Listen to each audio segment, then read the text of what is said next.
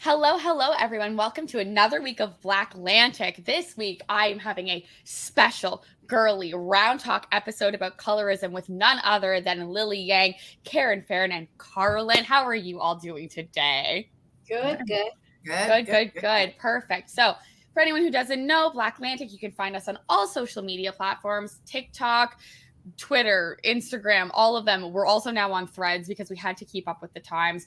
We're going to have quite the discussion today. So I'm just going to play the intro and we'll just jump right into it. Give me 1 second.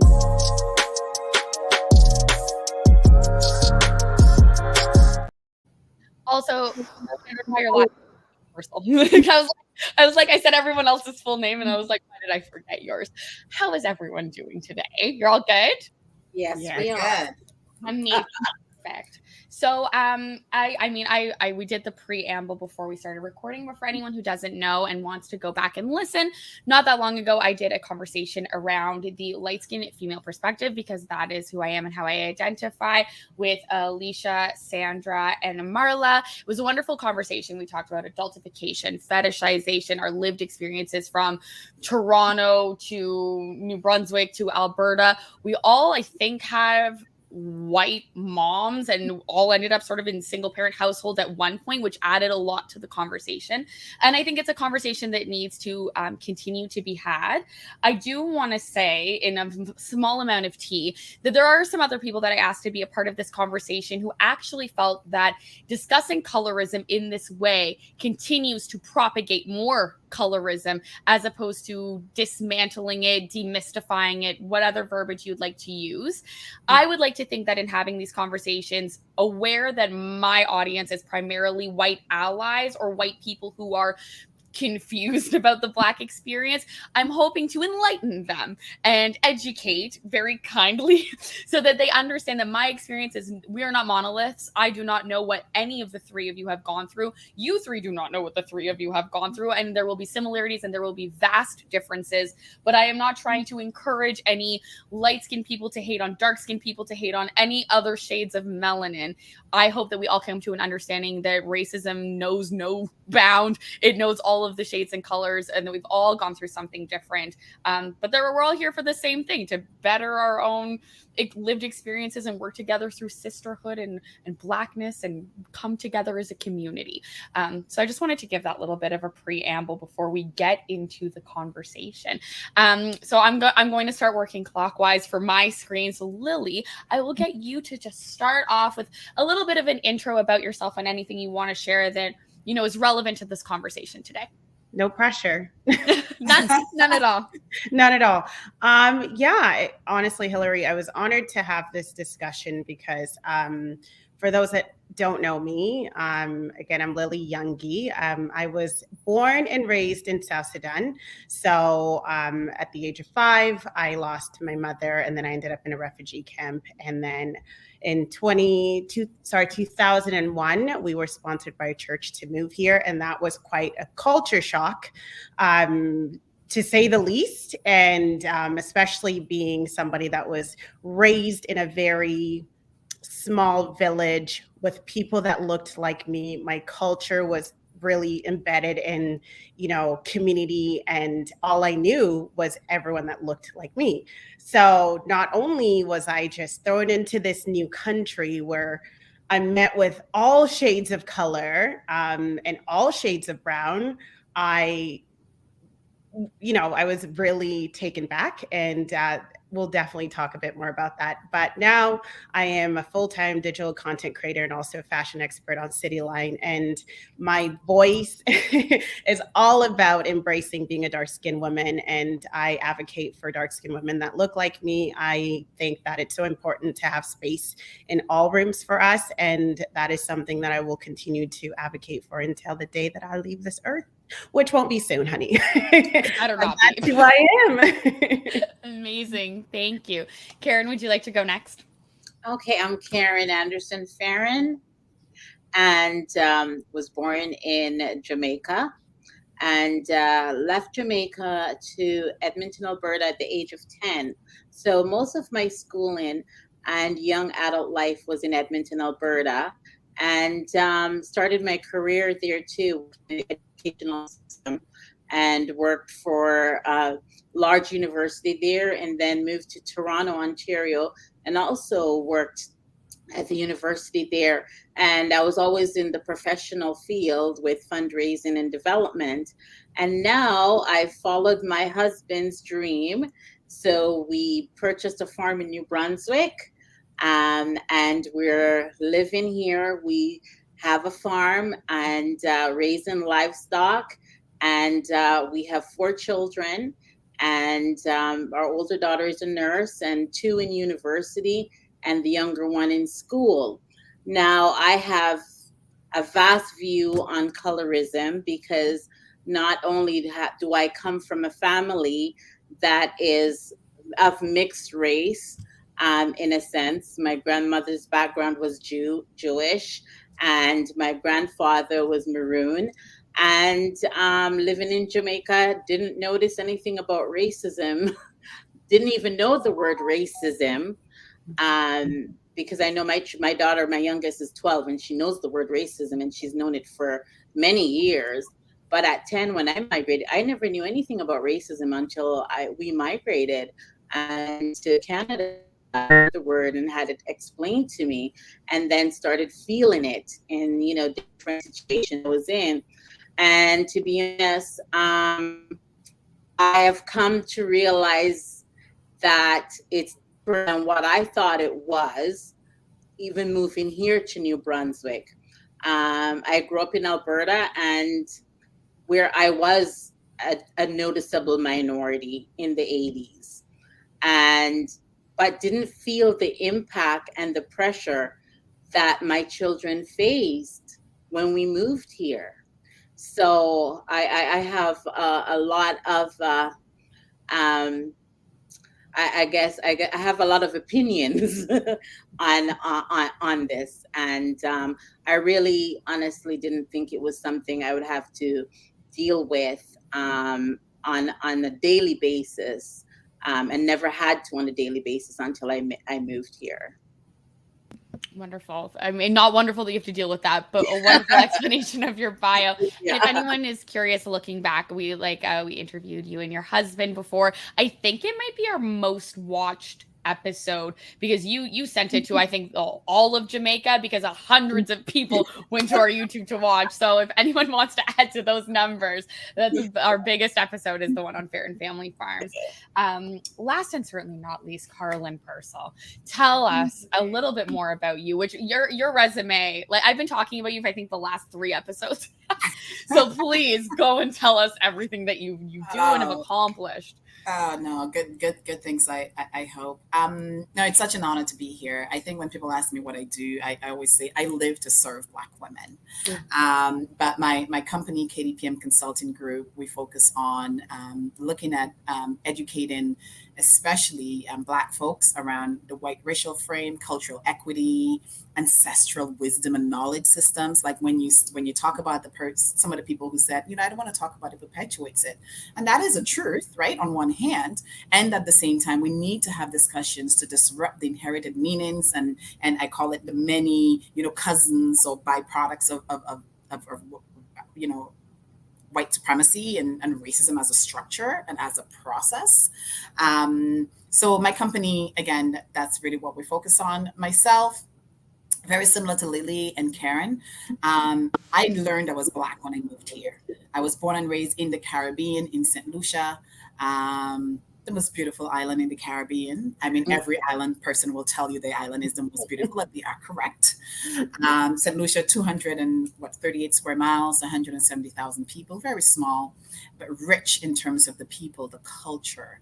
But again, something that we are at risk of losing because of the weaponization of coloniality as a mindset, right? So for me, I'm very passionate about ancestral wisdom systems and teaching that and sharing it in terms of the practice. And through KDPM Consulting Group, we have the Leap to Equity programming, which we do around a lot of education in the corporate space. We have the success system, all the science that we're learning, how the mind works, the African medicine wheel. How do we bring those ritualizations that our ancestors left behind for us into practice? So that's also a part of it. And along with my fellow amazing sister icon, Lily, I'm also guest expert on Cityline. We're so honored to serve beside the amazing Tracy Moore, who is our host, the queen, the goddess. So you'll catch me also on Cityline sharing tips on anything from gender equity, human equity, but also how to live your life in the most confident and authentic way.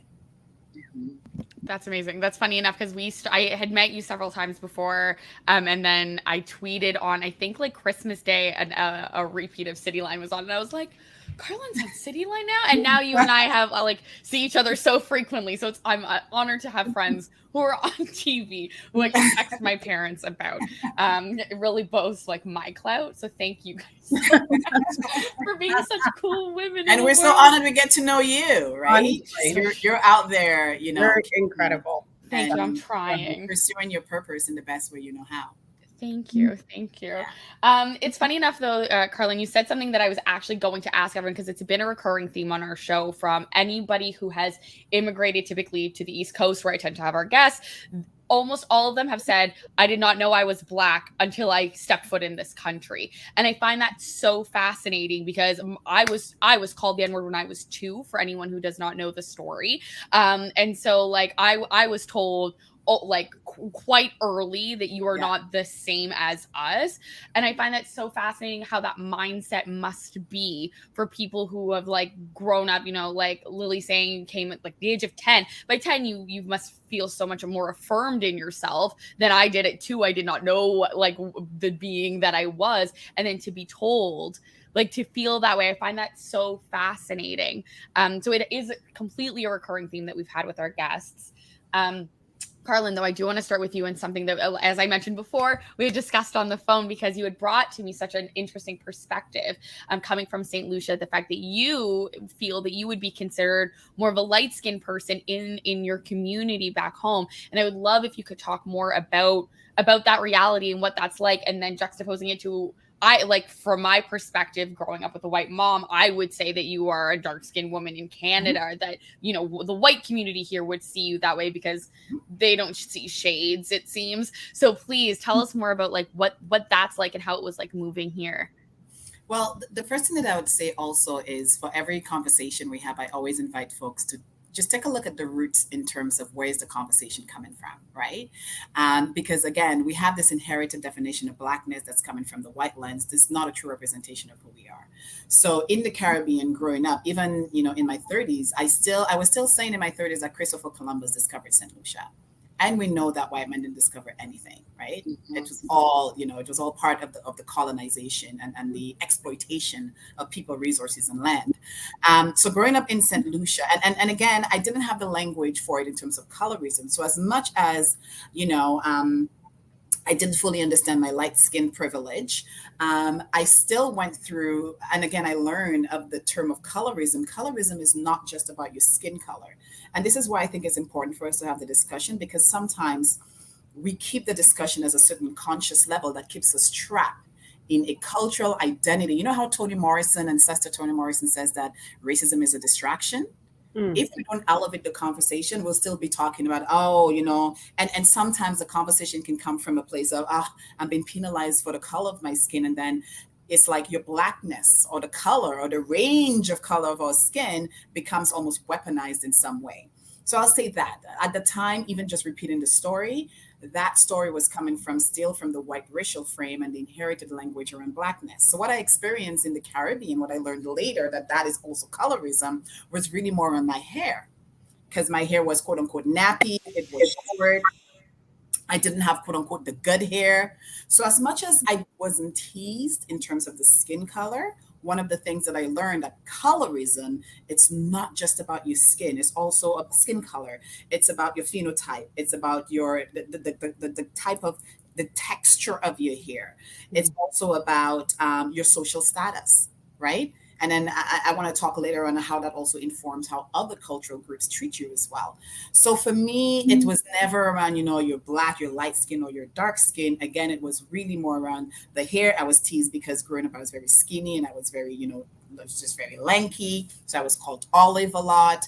And just because of where I lived. So again, social status. I lived in the bush. I'm a country girl. I went to the river to bathe. We had the pit toilet. So all of that. So I didn't necessarily fit in. So I was excluded from a lot of the, the girls with the, longer hair, quote unquote, looser curls. So I was excluded from a lot of those. And then when I moved up here, then I learned that, well, I am Black and then I am Caribbean. Oh, and by the way, I don't speak proper English, right? So then all those other, I guess you can say, statuses were, again, it's put on you. And because as social creatures, we're trying to find our place around the world, trying to understand our position, whether it's in the workplace or in society, when you hear those definitions, you kind of take it on because, again, you're trying to understand. So you're like, yeah, of course. Okay.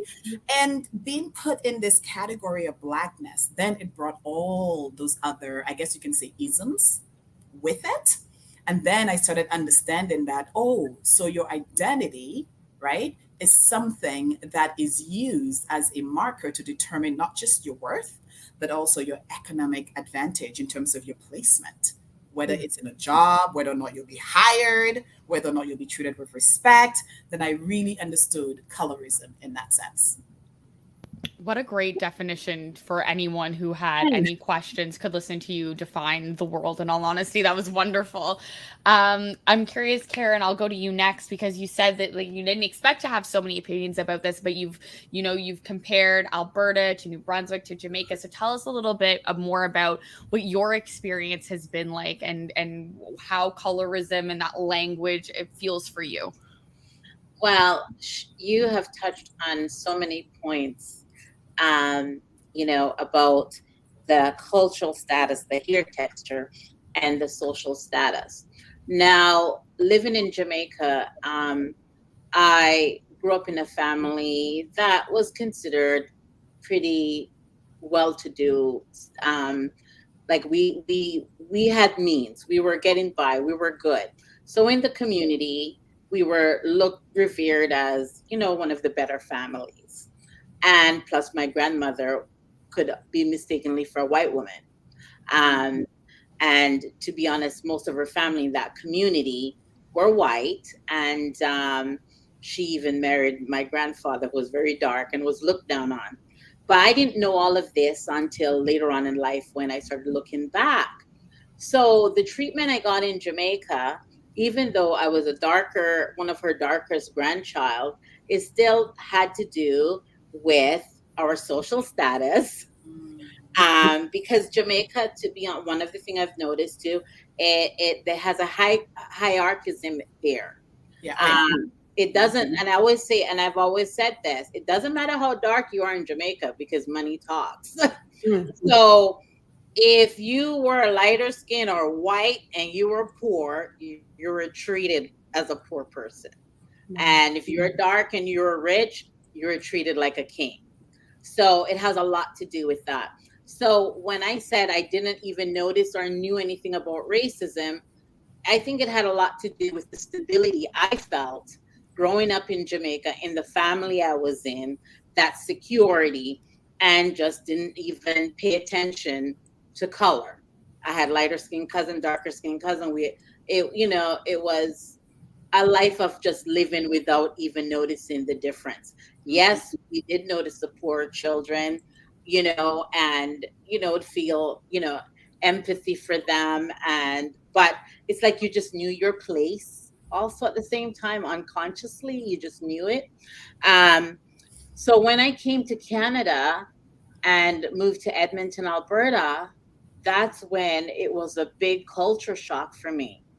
And at the time, my mother, she was a school teacher in Jamaica. And when she came to Canada on vacation, she had decided she wanted to stay. And the only means back then was for her to be, because she didn't even have her papers, was to be a nanny for a white family. Now, just imagine and the white family, thank God to them, we're still friends with them to this day. And I thank them all the time for what they've done and the opportunity they've given us. But they took us in and, filed for my mom to get her papers and also filed for her daughter because I was my mother's only child. But when we came, now thinking the social status I had in Jamaica, I remembered we lived with this white family, and I remembered going to school with the older daughter that was my age, and her telling our friends that my mom was her nanny, and the shame I felt. Like and no, she's not, even though I knew she was, but I felt shame, and I felt that shame because the life I had in Jamaica and coming here, and then the cultural side of things is where I did know I was the only Black child in the in the classroom. There was a couple other Black children in the school, but was noticeably, I think there was 4 of us at the time. But it was obvious that we were darker skinned, and there was a few children who would point out the difference. And I remember even my best friend at the time, when I went to school in Edmonton, she was white, but anytime we had a fight, she would call me the N-word. And it never, yeah. And I remember I would cry, but then because I'm so Jamaican, I would then call her the Y word. But didn't realize it wasn't as impactful to her as the N-word was to me. So I totally agree with what you were saying, Carlin, about the whole status in the Caribbean. So it makes it a total different, like, layers, as I would want to say, than when you come here. And then here, it's kind of like you have to end up putting on the survival code, just navigating through the school system, and then even career wise, to make sure that you can be treated fairly in the workforce, and the work that you put in to be recognized for what it is and not be compromised because of who you are. So I've had those experiences, but to be honest, when you deal with it, and like I even said, it's funny because last night we had some friends up, and I was saying to them, we can live here in New Brunswick, my husband and I, because we're at an age, from experience, we know how to navigate ourselves.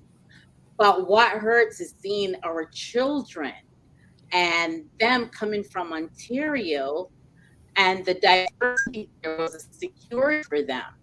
Because even if they faced racism in schools there, they had a group of other children that were like them that would back them up, right? But here, they're alone.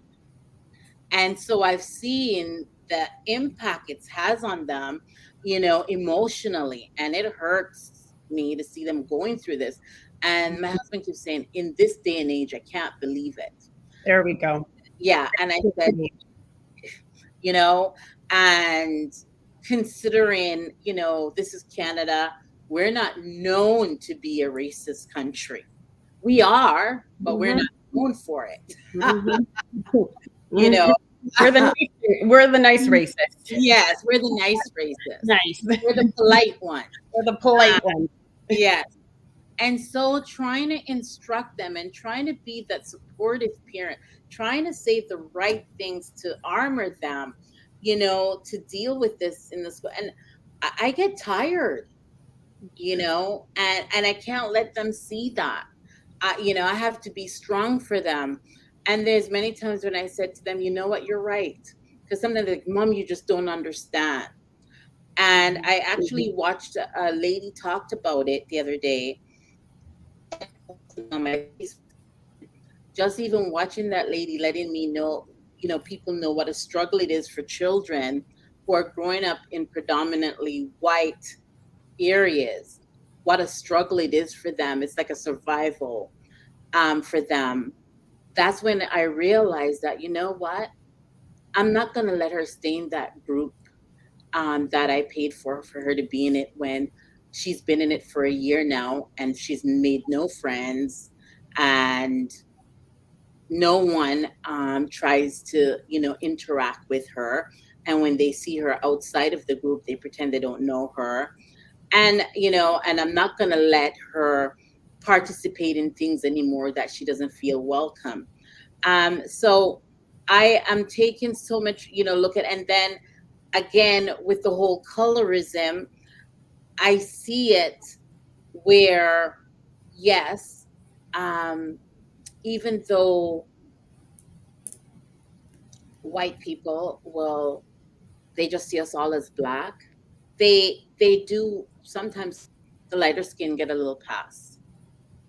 You know, a more accepted, you know, will accept her pass. And I've seen it, like my younger daughter will come home and she say, you know, there's this child in her school that is a lighter skin, and actually he's mixed race, and you know, he knows how to play the game to get by. He's figured it out.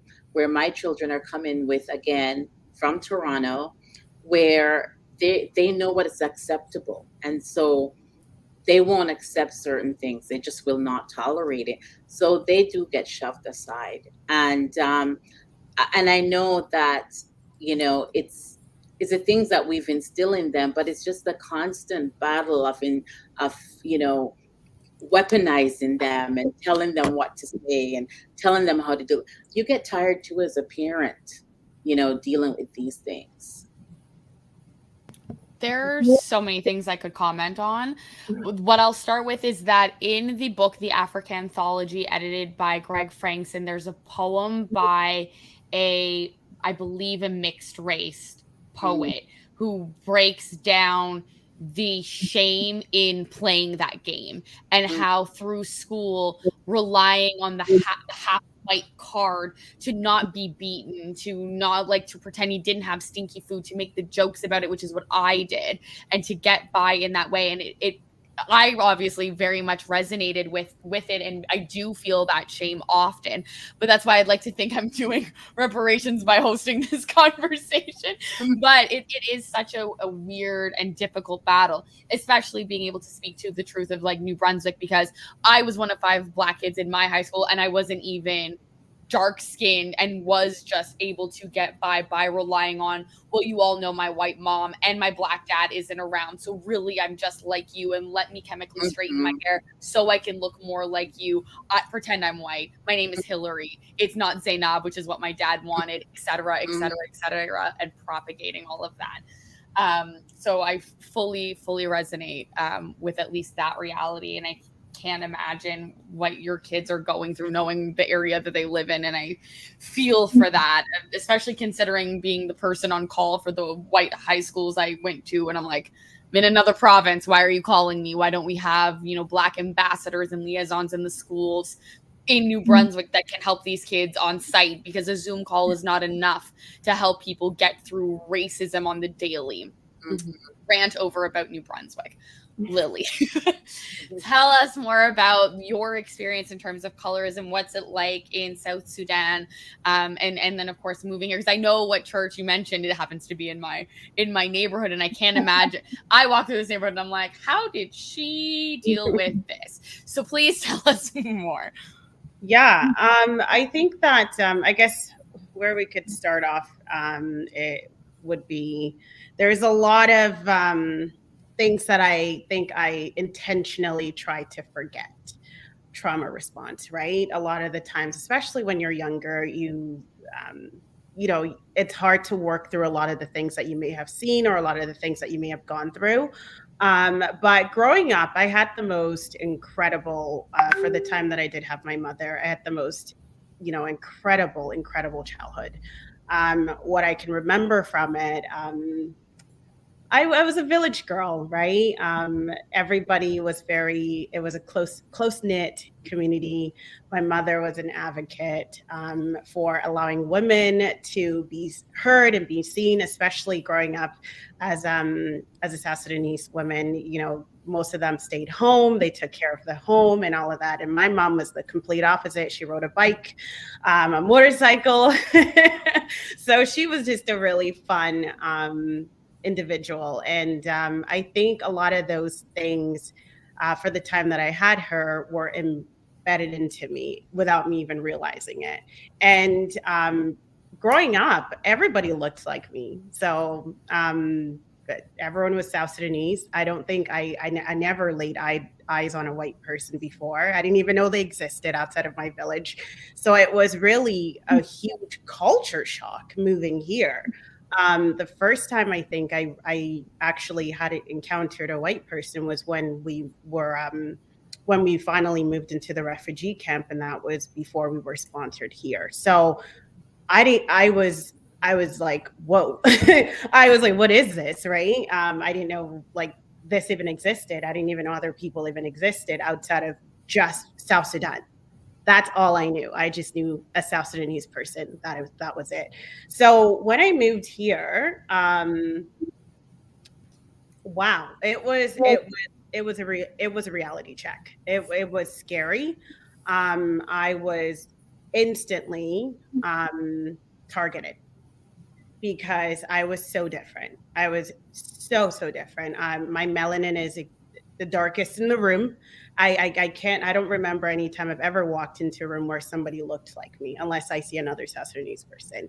And it took a long time for me to also accept that, because I've always been told that it's incorrect. It's not right. It doesn't look right. It doesn't, all of that I heard. So yeah, I think high school was the hardest. Elementary school, I didn't feel it as much. High school, I was definitely, I went through a lot of struggles with suicidal thoughts.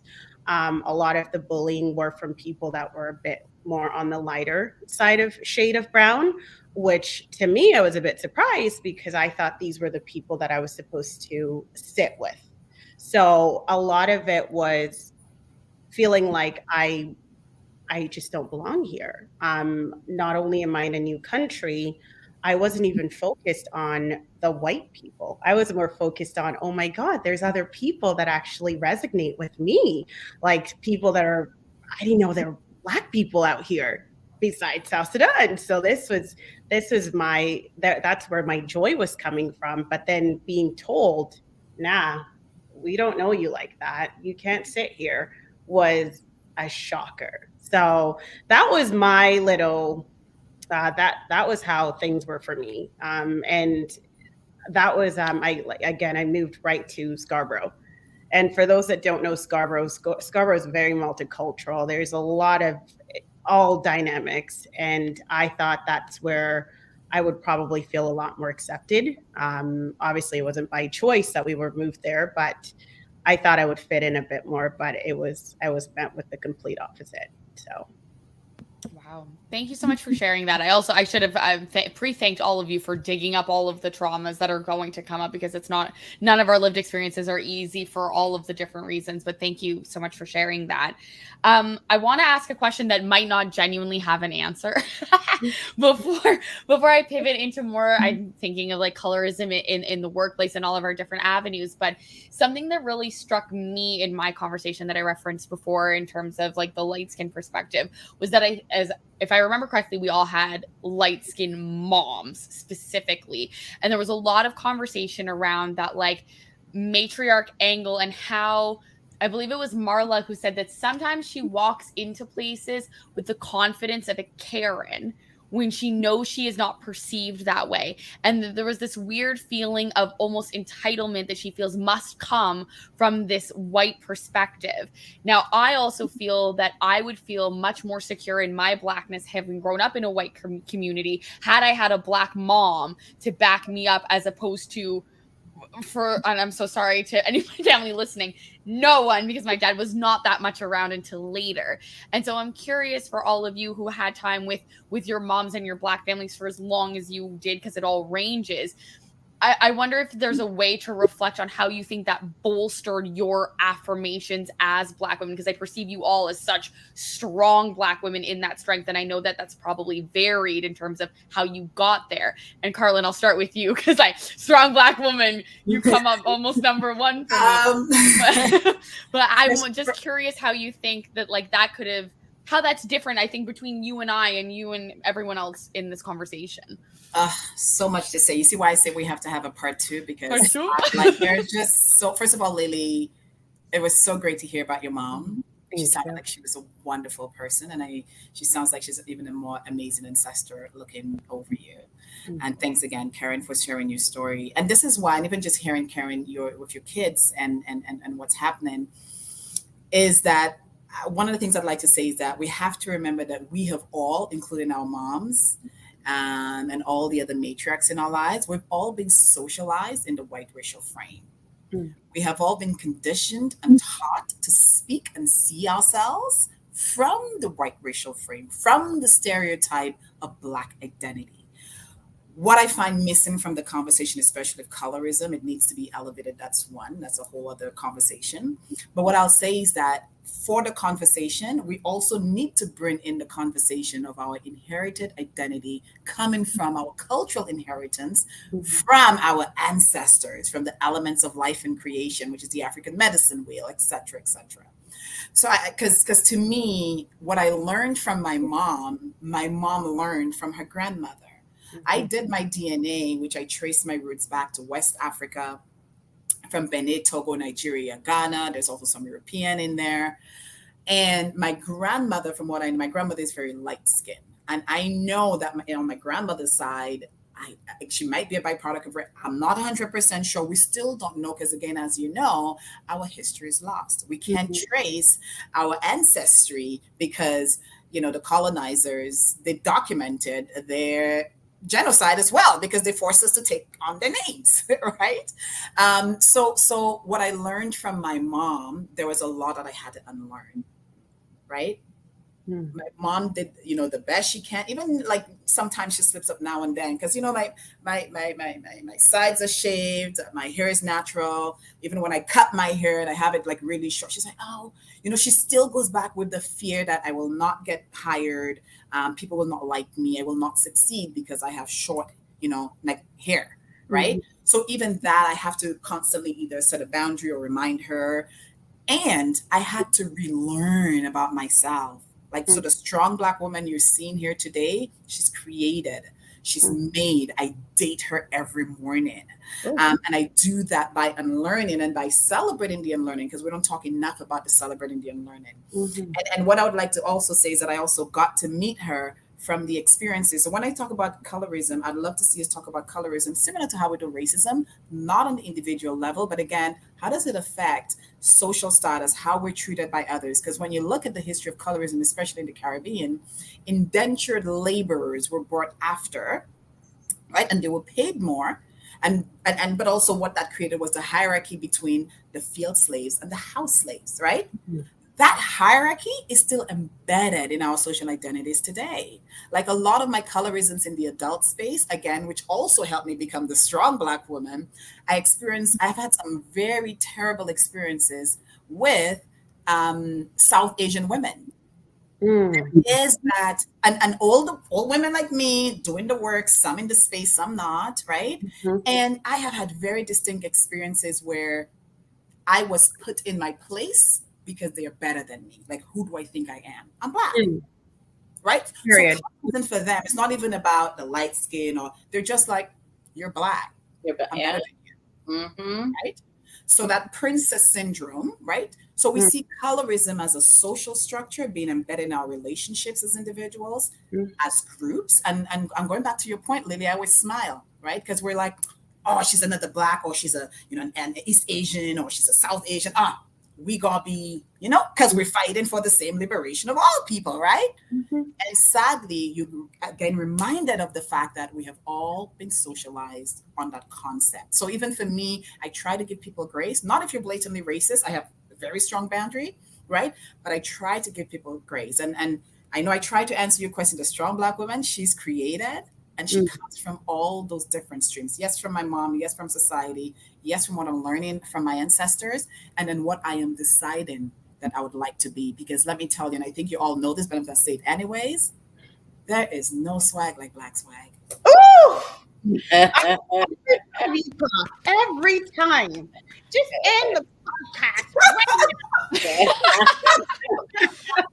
And I know that's the story we're writing in history, because we are ancestral culture creators. Even the conversation around colorism, Yes, Hillary, you're having a couple. I see this evolving where we now are having more elevated conversations around colorism that's not rooted in the perception of whiteness, but beyond. Because we have taken what we have learned, we have unlearned, we have evolved our consciousness, and now Karen has more examples to tell her kids, oh yeah, that's one, but let me tell you about your cultural inheritance. Let me show you, So then we're not defending our blackness or explaining, as again, Toni Morrison, I always come back to this quote, racism is a distraction. It keeps you explaining yourself over and over and over and over and over again. And I'm not saying don't talk about it, but I'm saying, how do we choose to talk about it, especially when it comes to our identity? Because your identity is also your validation, right? And if we let people keep telling us about who we are, we will always be searching this world for our worthiness and belonging. You could just, do you want the podcast? Should I forward the ownership over now? Or would you like it in like 10 minutes when the episode's done? Because goodbye. I'm just going to sign off. I get a little bit passionate sometimes. I had no idea. I'm trying to keep my composure. I'm just trying to keep my composure here, but right.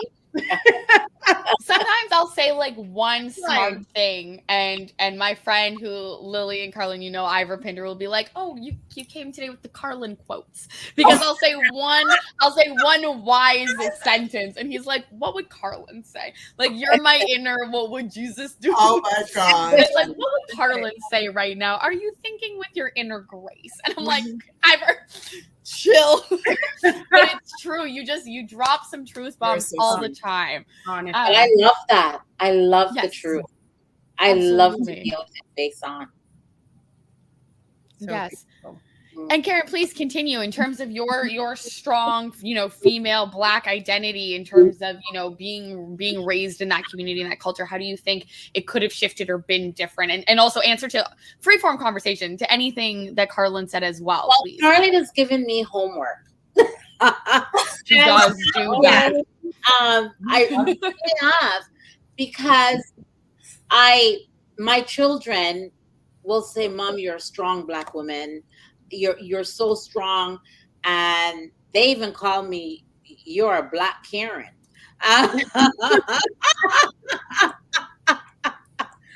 And the things I will say at times, and the way I stand up for myself and stand up for my family, and the demands I make for us, they sometimes will say, "Mom, just, like my husband will sometimes say, breathe easy, Karen, just, bring it down a notch." But I'm very passionate. And I don't know where this fighter instinct comes from. And Hillary, I guess you saw that in the first podcast, because I can't even watch it because I went off. Because I don't hold back. I just speak my truth. And a few people really distanced themselves from us after that podcast. And it was because I spoke, and I had to put out a statement on my Facebook and said, "This is my truth. And how dare you stop me from sharing my truth?" Now, I was saying to my older daughter the other day, I said, I've realized you have a bit of, my nature, where that fighter instinct, if you want something, you do it and you get it. We don't know where it's coming from. And I don't know where I got that from. And I need to do my homework, because my mother is so opposite of me. And she is very light-skinned. And to be honest, when we lived in Edmonton, many times people would question if that's my mother, because I would always say we live close to West Edmonton Mall, and my aunt came to visit once, and she said she couldn't even tell my mom different from the white people that were walking in the mall. She lost her. So my mom is very lighter skin, and she, has actually this is like hair color lighter than mine. So, but my mom is very docile. She's not. To be honest, when growing up, when I would come out with my fighter instinct, she would get upset with me, because I shouldn't behave like that. I'm a girl, I'm a female, and and she couldn't understand it. As I got older in age, she would always say, I wish I could have been more like you. Because I didn't let who I am, the color of my skin, where I came from, stop me from achieving things that I wanted to do. And I was a mother at a young age, and I still said, okay, I want a career. And I put myself through school and I went that route. So I don't know where I got that from. So I'm going to have to really do some homework Warrior. and find that, because I speak up, I say things. At times people get offended, but it's not because I'm trying to offend anyone, especially when it's for me, um, demanding that respect. Because and to be honest, again, I look at my children and I see that they do, just growing up with my husband is also a warrior. Believe you me, he is. Just having us as parents, that, like, my daughter, who is 12, going to a school in a rural area, don't know anyone, came in and said, Mom, they're not celebrating Black History Month here. Well, by the next year, she made sure that was implemented in the school, right? And I love that about them. And I love that I'm teaching them that. So with what you were saying about, basically retraining yourself and teaching yourself. And maybe that's what I had to do, was to teach myself how to fight for what I want, because I just didn't want to be held back. Amazing. And I've heard those stories. I've seen the last episode. Yes. Quite Karen the fighter, but I appreciated it so much. And honestly, that's the energy you need to be in New Brunswick. It's the energy we all need as Black women, regardless of what shade of melanin we all are. So I'm always kudos to you and all of you for having that fight. Lily, what about you? How do you think that you got that internal Black woman fight in you? I would say that I think I was born with it. I think that now, recognizing the journey that I have been on with my life, with the 31 years of my life that I've had, and part of it also not having, as I'd mentioned earlier, my mother. I think that with the time that my mother had with me, she really embedded that into me. I think everything that I do is a reflection of her. So my mother was such an incredible woman. And I think being a strong Black woman, first you have to accept yourself. And, moving here, I lost myself because I didn't think that I belonged. I felt like there was something wrong with me, right? But over time, I realized, I was like, there's nothing wrong with me. You're exactly who you're supposed to be. You're exactly where you're supposed to be. These opportunities are meant for you. Why? Because you deserve it. And just recognizing that and becoming okay with that, and understanding that I am powerful and I am incredible. It took a long time. It took a long time, especially with when people speak so negatively into you, right? And I think and I think also, like I said, a lot, like, my life journey is the reason why I'm who I am. I'm a strong Black woman because I also want to see everything that I do, especially with content creating and even being on City Line. I want that reflection to be something that another little girl sees and goes, that's me. That is me. That can be me. That has always been somebody that I needed for myself when I moved here, and I didn't have somebody like myself. And now all of my work, everything that I do, all of the joy, that anyone that comes or says hello to me, any smiles that I provide to anyone, I want them to take that little bit of me with them, because I never had the opportunity to look up to somebody that, reflected anything like myself or my mom. So I think that's where it comes from. It's it's a beautiful journey. I've accepted who I am. I don't care to sit with nobody.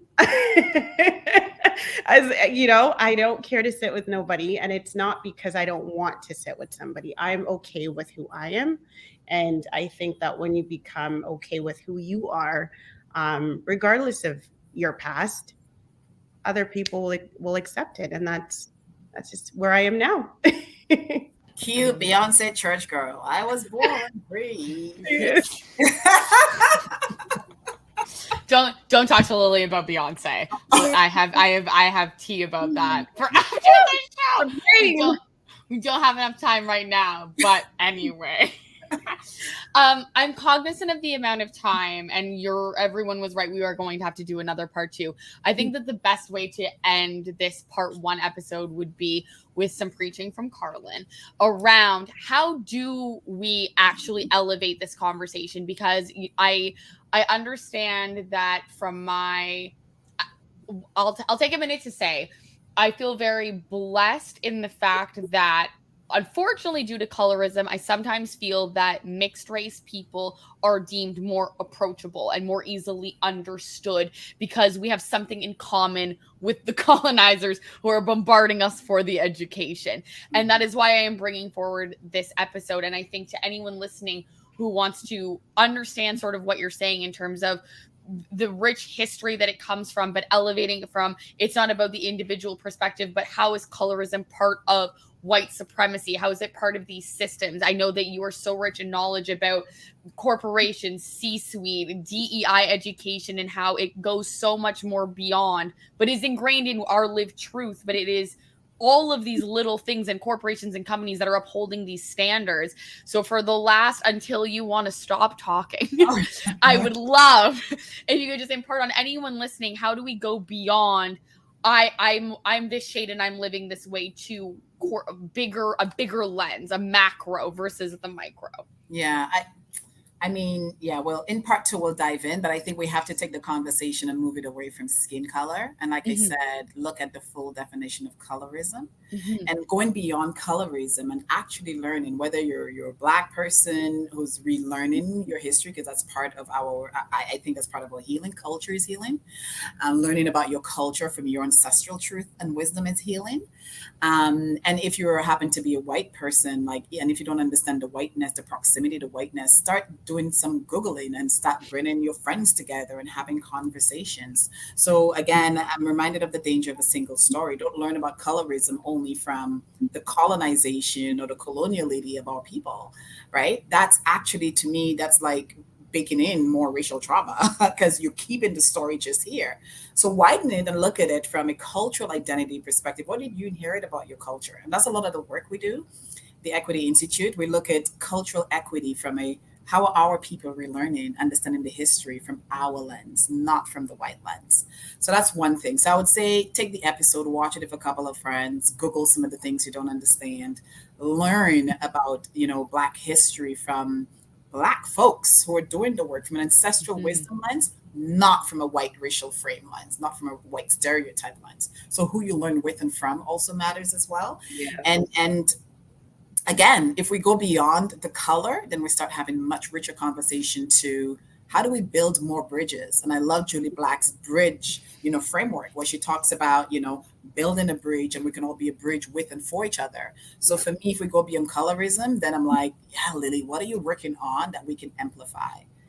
Karen, what are you doing? Like, Hillary, what? Come on the podcast? Yes, let's do it. Let's have the conversations. Because I think if we stay away and, well, it will perpetuate, that is one truth. But if we say nothing, we're actually letting the status quo win. So I think we all have a voice. We all have a story. And be mindful of how you use that story, because there's a responsibility with it, but also talk. It's your life. Let's create the history that we all know we need to leave behind and not the one that we inherited. Absolutely. Amazing. Part 2, I'll just let you do the episode. It'll be a Carlin takeover, and I'll be there learning alongside the guests. Like, yeah, this is my lived truth and my history. Thank you. I do genuinely feel like we only really scratched the surface, but I hope that any listeners and all of you were able to, learn so much more from each other. I think my favorite part about this is like the networking and fostering the connections on top of, while getting out of that individuality and the skin part of colorism. I recognize that most people who listened to this until they heard Carlin speak were only seeing it in that one-dimensional way. And so I hope that people's brains have been blown and are thinking about things in a new perspective and a new way after hearing this, and also understanding that you all came from like somewhat similar perspectives, but all with different perspectives and lived truths. And that's the richness of Black culture, Black identity, Black female identity, Black Canadian truths, all of the adjectives you could add on. So thank you all so much for taking the time. One quick thing I wanted to add, Hillary. Sorry. Yeah, go for it. Which is very important to me that I'm dealing with this, is when you hear us speak the story and talk about these things, listen. Don't feel offended. Hear what we're saying.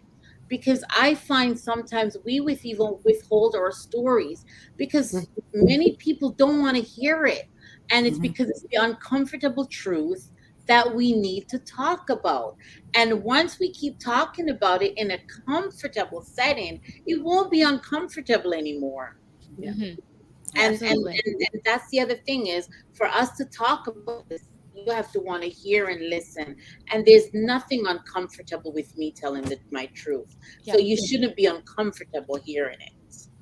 Listening to understand and not listening to react is something that someone said recently. It could be any of you, in all honesty, but a lot of people listen to get angry and to be offended and to defend themselves, when a big part of this podcast is, to the white people listening, we're not saying that you are the racist, but if your ancestors were, it would be great if you unlearned some of the systems that we're all in, so we could all grow and learn and be better together, instead of us just keeping the same systems and not growing as a community. So we can all sit together side by side, all the ranges of colors. So yes, people, stop being offended. Lily's good. She doesn't want to sit, you know. She can sit by herself up in her cute little house. That's fine.